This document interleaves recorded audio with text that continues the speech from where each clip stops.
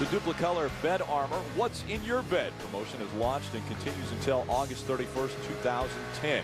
Entries open to legal residents of the United States and who are 18 years of age or older. Entry requires submission of an image and description of your truck. Use in one of 3 categories. Limit 1 entry per person, household, or street address per category. Odds of winning depend on the number of entries on the website. To enter and for official rules, visit www.bedarmor.com. Void where prohibited. We got a great battle for the lead, guys. Timothy Peters closed right up to Kyle Busch in some lap traffic and made a run on Kyle. Couldn't quite get it done, but lap after lap, he's able to.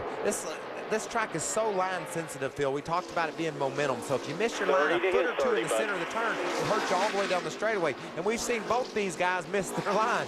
One of them, the leader misses at one turn, and the guy second misses at the next. And we've heard Jeff Hensley come on the radio to Timothy Peters and say, I think he might be messing with you. Would right now Kyle be messing with Timothy? I don't think so. I think Kyle's truck's a little bit off. Certainly take a truck that isn't handling exactly like you want and put it on a track like Nashville where you're just trying to be so precise with your line and you miss it. That just multiplies things. It's not his MO either to lay back and not run as hard as he can. We've seen him do it so many times. 60-some wins in the 3 major divisions. He doesn't do a whole lot of laying back. The field spread out here at Nashville SuperSpeedway. Let's drop back through our top 10, beginning with Ray. Well, starting at the front of the field, Rick, obviously Kyle Busch has been there most of this race. He did come on the radio just a moment ago and say to his crew chief, Eric Phillips, remember to make a note in our book that we can put just a little bit more tape on the nose. Adam? And Timothy Peters driving to the inside of Kyle Busch. Can he make it stick? Yes, he can. New leader at lap 77.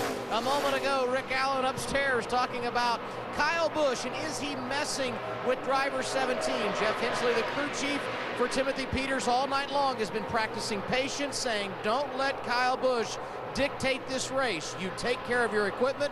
Peters has done it, and the patience has paid off, Ray.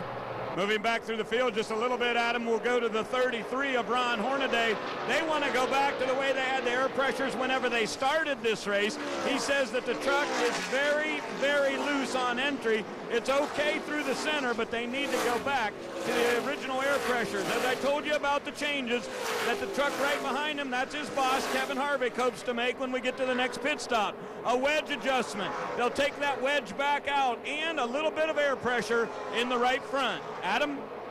Todd Bodine has looked good tonight, started in the 14th position. He currently rides in the top 5. 5th is where he is shown on the board, but it hasn't been easy.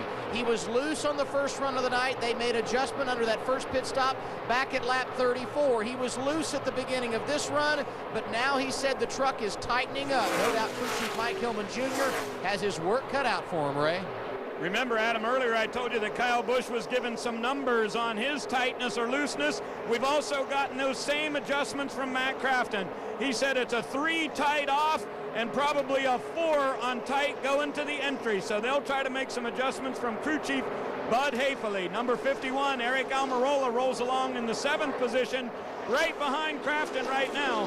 They had a little bit of a problem on their last round of pit stops under number 51. He said, guys, just stay in the game. We'll get right back up there. So far, Eric pretty happy with his truck tonight here at Nashville. Right behind him is Mike Skinner, and his truck is bouncing through the center. He actually told crew chief Gene Need that he's got to get some change to the air pressure on the front of that truck because it wants to shoot up the racetrack. Adam? 1 week ago, Stacy Compton, who's driving the 60 tonight, was on the spotter stand at Martinsville, calling the shots for Narain Karthikeyan, who made his NASCAR debut and finished 13th. The momentum has carried over for this team.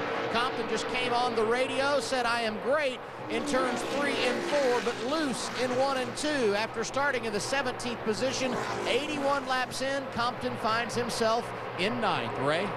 At the end of our top 10 drop back, you'll see Rick Crawford. He is currently running in the 10th position.